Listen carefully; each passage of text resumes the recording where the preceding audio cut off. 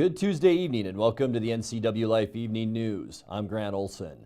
Before we get to today's top news stories, let's take a quick look outside our weather window and a beautiful look today from our Badger Mountain camera, Sky-Fi Tower cam, looking down the beautiful Columbia River and the mountains in the background, Otobashan Bridge also at the bottom of your screen. You can tell by that haze, it's hot out there. We did see temperatures once again today in the lower to mid 90s, and we are just going to continue to go up from there. But the real news right now, it is so dry all around north central Washington. As you can see in Wenatchee, we have only picked up a trace of precipitation all of July. Normally we should be at least a quarter of an inch right now. Omak, Moses Lake, only a trace of an inch of moisture as well through July, and there isn't much relief in sight. In fact, we might have to wait all the way until next Wednesday before we even see a chance for a shower or a thunderstorm. So be very careful as you're outside, no matter what you're doing with the high fire danger around our area. We'll talk more about your weather forecast and this heat wave a little bit later on. And now a few of the news stories we're following for you tonight. Grant County spokesman Kyle Foreman told Ncwlife News earlier today that both the Buckshot and Elroad fires in Grant County may have been human-caused. Douglas County fire crews put out a small brush fire on Pear Lane in Rock Island yesterday afternoon. 3 people were injured overnight in a one-car crash near the BB Bridge in Douglas County, and a 20-year-old man received minor injuries during a drive-by shooting Friday night in Moses Lake. But first, we begin tonight. A September trial has been slated for an East Wenatchee woman accused in the death of her 2-year-old son. 35-year-old Elaine Hurd appeared in Douglas County Superior Court Monday for her arraignment after she was arrested back on July 11th. Hurd is charged with second-degree manslaughter and fourth-degree criminal mistreatment in connection with the death of Rustin Atkerson in August of last year. The toddler died from a head injury at the mother's boyfriend's house, but Hurd allegedly failed to seek medical treatment for the child. Grant County spokesman Kyle Foreman told Ncwlife News earlier today that both the Buckshot and Elroad fires in Grant County may have been human-caused. Both fires started late last week. The Buckshot fire is 90% contained and is estimated at 1,000 acres burning near desert air, while the Elroad fire is 75% contained and has scorched 29,000 acres near Vernita Bridge. Foreman says both fires are being investigated as suspicious in nature, and the investigation into the exact cause of both fires continues. Douglas County fire crews put out a small brush fire on Pear Lane in Rock Island yesterday afternoon. Firefighters kept the fire to less than a quarter acre. The cause of the fire was not disclosed. The dry landscape tells it all as the temperatures continue to climb toward the triple digits later on this week. 3 people were injured overnight in a one-car crash near the BB Bridge in Douglas County. Orondo Fire Chief Jim Odie says it happened just prior to 3 a.m. on US 97 when a passenger vehicle was found laying upside down in the northbound ditch with severe damage. There were 3 occupants of the car, the driver identified as Isela Diaz Lorenzano, and 3 children. The driver and one of the children were treated at the scene and transported to Lake Chelan Community Hospital. State Trooper Brian Moore says Diaz Lorenzano lost control of the vehicle after she fell asleep at the wheel. A 20-year-old man received minor injuries during a drive-by shooting Friday night in Moses Lake. Deputies and Moses Lake Police were called around 10:15 p.m. for the shooting in the 1100 block of Arlington Drive in the Larson housing community. The victim was transported to Samaritan Hospital, where he was treated and released. Investigators believe the victim was the intended target. Deputies are awaiting search warrants for 2 impounded vehicles they believe are involved in the case. Due to the current investigation, no other information can be released at this time. Anyone with information is asked to call the Grant County Sheriff's Office at phone number 509-762-1160. Coming up next, Chelan County PUD commissioners are closer to a final plan for restructuring electrical rates for the growing cryptocurrency industry. Chelan County commissioners have agreed to help the Port District with funds to complete construction of 2 new industrial buildings in Cashmere. Steve King, Director of Economic Development for the City of Wenatchee, explains what the city has planned for their portion of the old federal building. And the Kellogg Company has recalled all packages of Kellogg's Honey Smack cereal because the products have the potential presence of salmonella. I'm Grant Olson, and you're watching the NCWLife Evening News.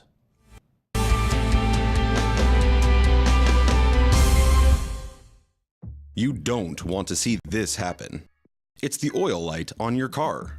Oil is the lube of life for your car's engine. At Alignment Pros and Express Lube, they pour the best oil your car deserves. Expect fast, friendly, superior service in a clean environment.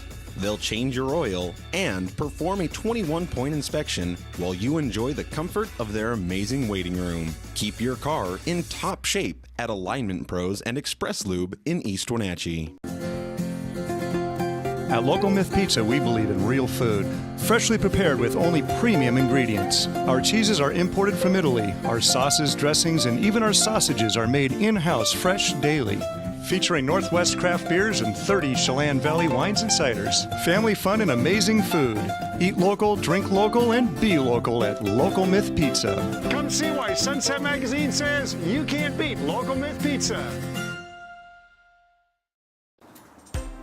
Oh, hey Nate, what you doing there? I'm just reading a book. A book? I didn't even know they made those anymore. Where'd you get it? Right down the street at Ye Olde Bookshop. Ye Olde Bookshop, I'm gonna go check it out. If you're looking for a good book to read or you're in the market for some beautiful handcrafted creations from local artisans, look no further than Ye Olde Bookshop right in the heart of downtown Wenatchee.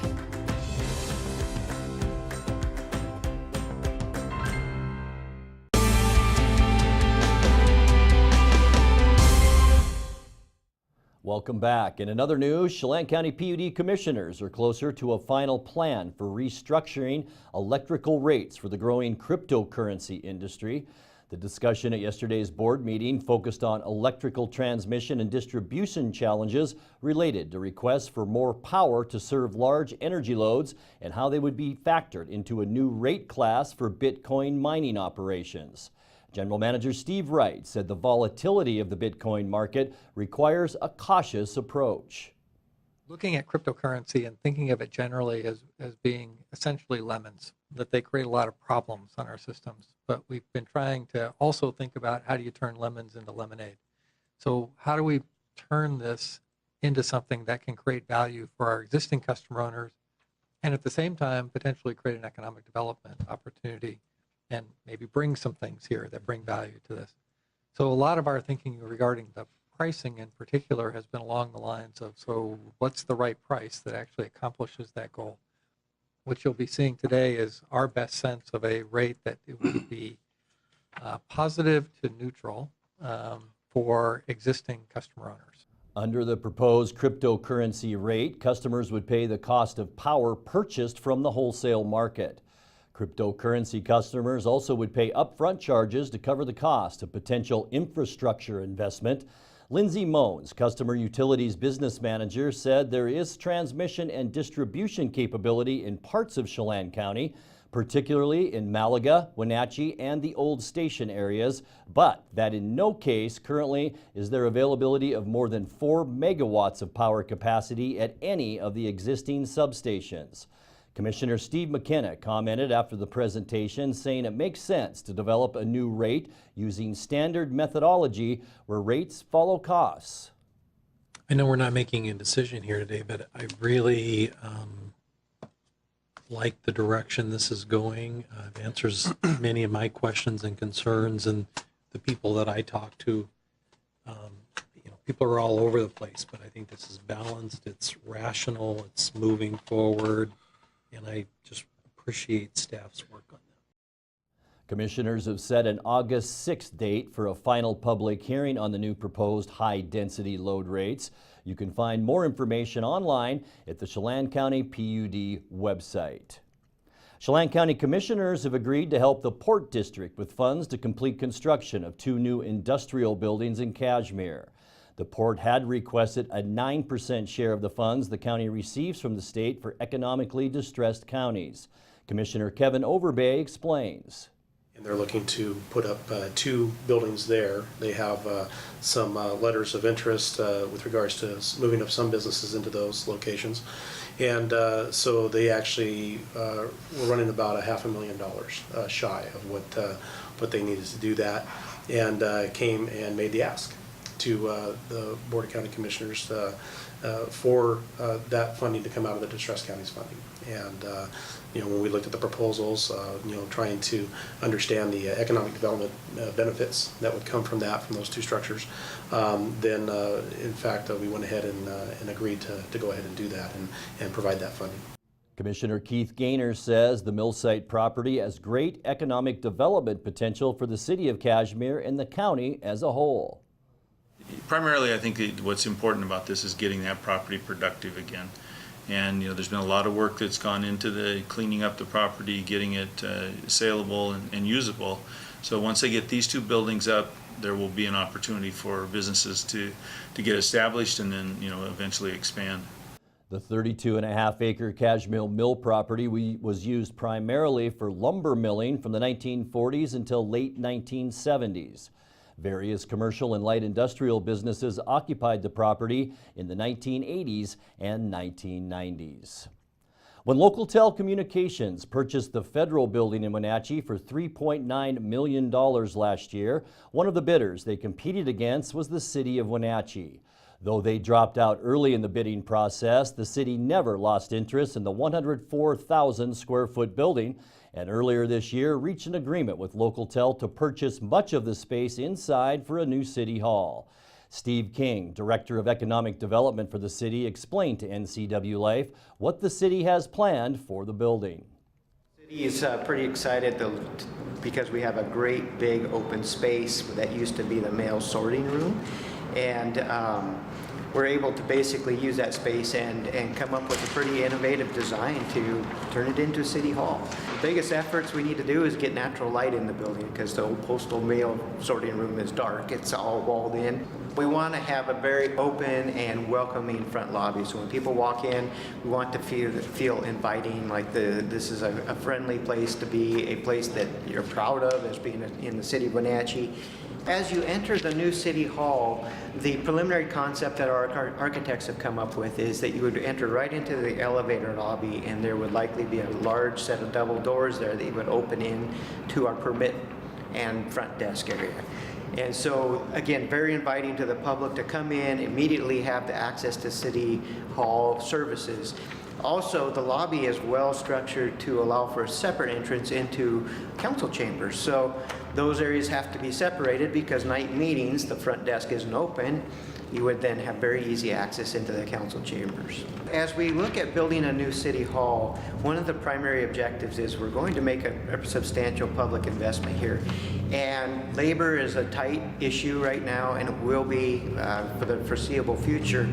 So cities are focusing, governments are focusing on developing workspaces that are maybe not as modern as like a Google or Microsoft, but are also still very cutting edge and a place that employees want to work. It can be more cost effective. The old way of doing it is a lot of individual offices. That's a lot of walls, a lot of doors, a lot of glass, a lot of work. And so creating a variety of workplaces that ranges from quiet rooms to offices to open, like open table type format, is generally more cost effective as well. Workplace helps improve public service. If people are in a place they like to work, they're more likely to provide good public service. A heads up tonight for you folks that enjoy breakfast cereal. Kellogg Company has recalled all 15.3 ounce and 23 ounce packages of Kellogg's Honey Smacks cereal because these products have the potential presence of salmonella. Please check your pantries. Kellogg is asking that people who purchase potentially affected product discard it and contact the company for a full refund. You're watching the NCWLife Evening News. Coming up next, your sports update with Eric Grantrom and our feature story tonight. That and much more still to come on the NCWLife Evening News. Stay with us.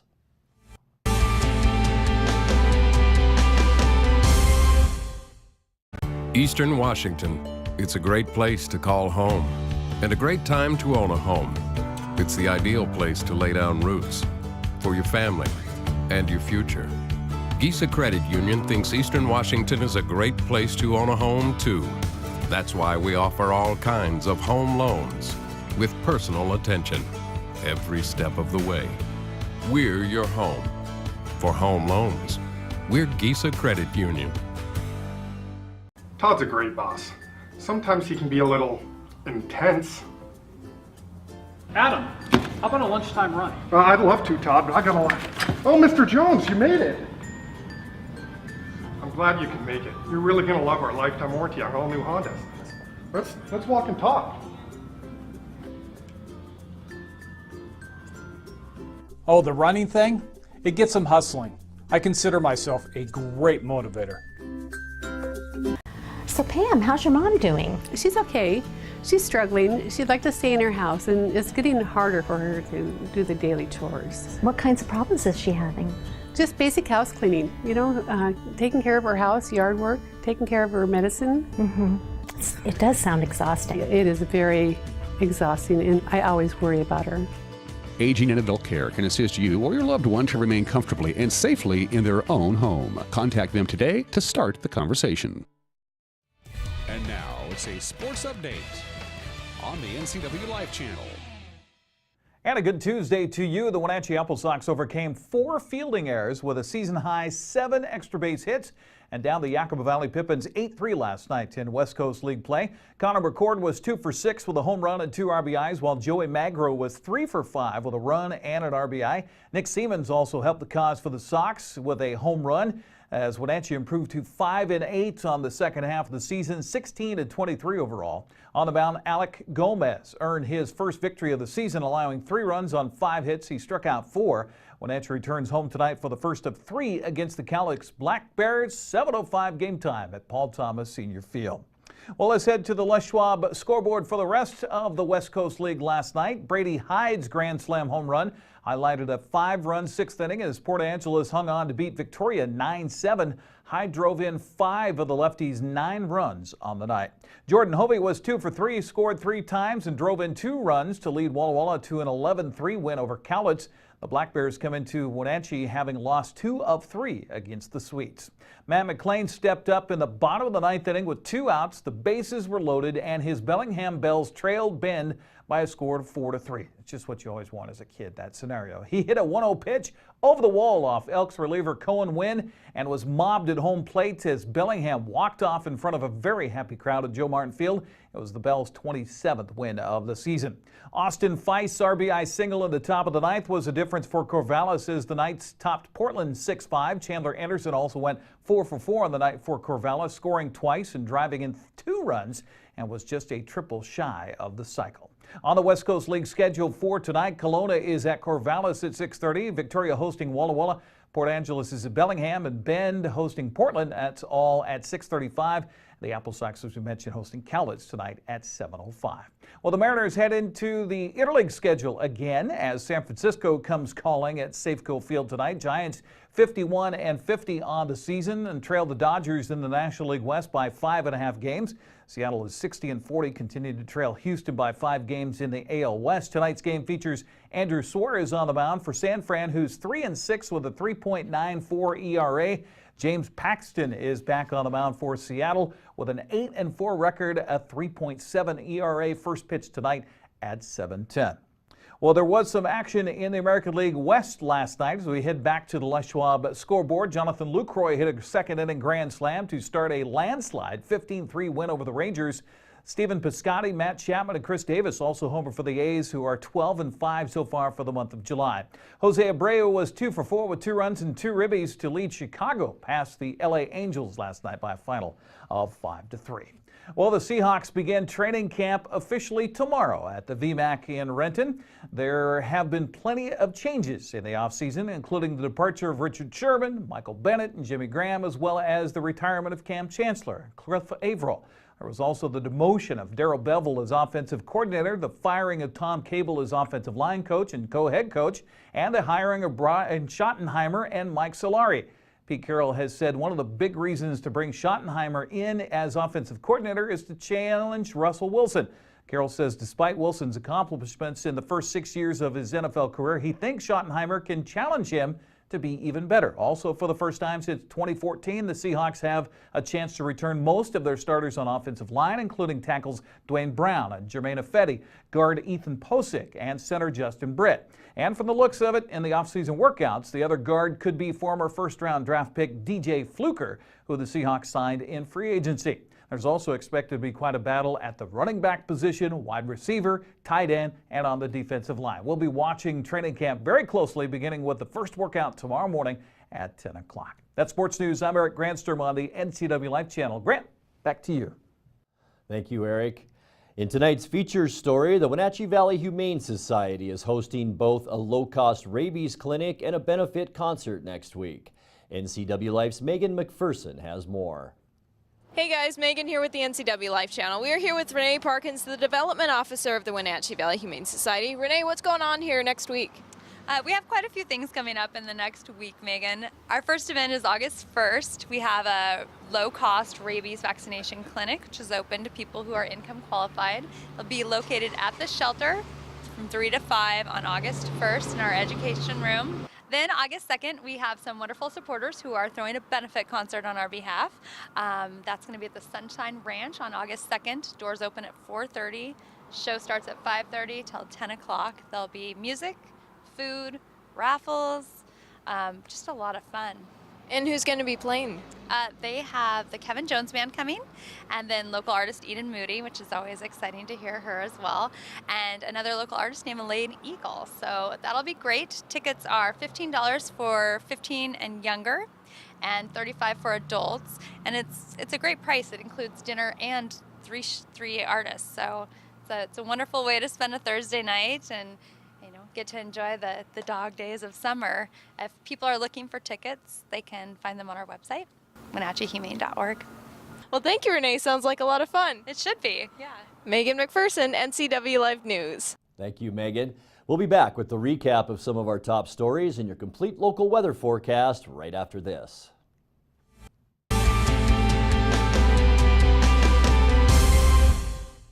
It's a free walk-in job search assistance center. It is designed to help job seekers with the tools that they need to find a job. We have partnered with libraries in 5 other cities providing the same types of services that we offer here, just there. Just walk in, we have laptops, and we can help you with resume, cover letter. All of our services are paid for by the revenues earned in our store. Goodwill is just a tool that the community is using to help their neighbors find a job. Goodwill, there's more behind the store. With 15,000 square feet to explore, you'll find something special at the Antique Mall at Cashmere. For the do-it-yourselfers and those with a keen eye for making something old fresh and new again, the Antique Mall at Cashmere is the place to come find your next project. From the coin enthusiasts to avid collectors, Antique Mall at Cashmere has treasures in every corner. Come find your treasure today. Antique Mall at Cashmere's friendly staff is here to help. Stop on by today.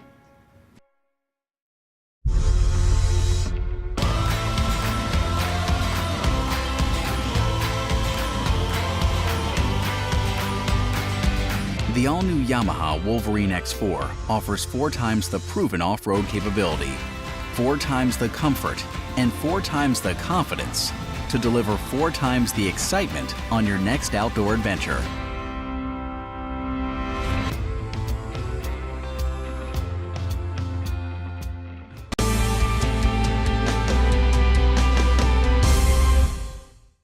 Welcome back to the NCW Life Evening News. A September trial date has been set for an East Wenatchee woman accused in the death of her 2-year-old son.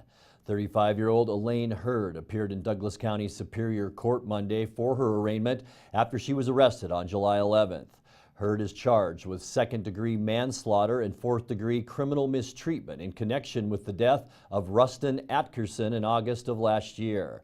The toddler died from a head injury at the mother's boyfriend's house, but Hurd allegedly failed to seek medical treatment for that child. Grant County spokesman Kyle Foreman told NCW Life News earlier today that both the Buckshot and Elroad fires in Grant County may have been human-caused. Both fires started late last week. The Buckshot Fire is 90% contained and is estimated at 1,000 acres burning near desert air, while the L Road Fire is 75% contained and has scorched 29,000 acres near Vernita Bridge. Foreman says both fires are being investigated as suspicious in nature, and the investigation into the exact cause of both fires continues. 3 people were injured overnight in a one-car crash near the Beebe Bridge in Douglas County. Orondo Fire Chief Jim Odie says it happened just prior to 3 a.m. on US 97 when a passenger vehicle was found laying upside down in the northbound ditch with severe damage. There were 3 occupants in the car, the driver identified as Acela Diaz Lorenzano, and 3 children. The driver and one of the children were treated at the scene and transported to Lake Chelan Community Hospital. State Trooper Brian Moore says Diaz Lorenzano lost control of the vehicle after she fell asleep at the wheel.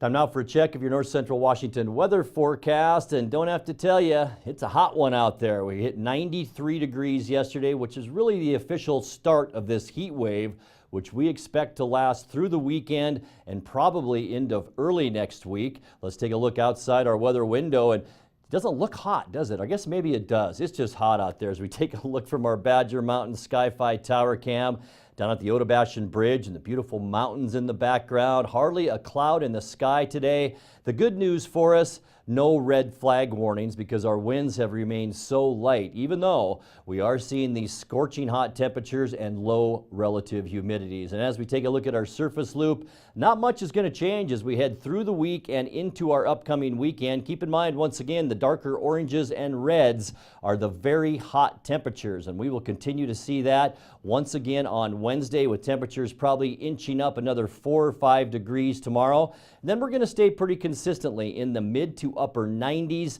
right as we get into Friday. And take a look to the left side of your screen out in the Pacific. You can see that clockwise rotation out there. That's around an area of high pressure that's really fueling all of this hot weather and dragging it right back into the Pacific Northwest. Friday's temperatures, as I mentioned, into the upper 90s, and as we move into Saturday, I think a pretty darn good chance that we will see the century mark on both Saturday and on Sunday, and maybe even extending into Monday. Let's get some more details now with your Quick Lube and Tune forecast. Get ready for some beautiful overnight lows. 68 tonight overnight, sunny and hot for Wednesday, Thursday, and Friday. Let's call it even into Saturday with temperatures around 98 to 99 degrees. And then on Sunday and Monday, 100 degrees predicted for both of those days with low temperatures, around 72 degrees. And that's going to do it for our newscast tonight. For more on these stories and other news from around North Central Washington, you can find us on Facebook or our website at ncwlife.com. And remember, if you see news happening, we'd like to hear from you. You can send us an email at news@ncwlife.com or give us a call at 888-6295. Also, keep it right here on the NCW Life channel tomorrow morning for Wake Up Wenatchee Valley with guest host Eric Kuntz and news with Eric Grantrom and news with Steve Hare. Thanks for joining us and have a great night.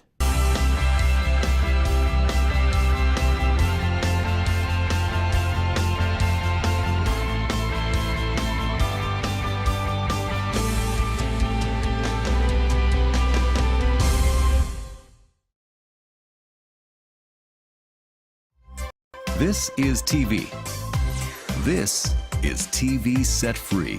TV everywhere from Localtel sets you free to watch what you want, where you want.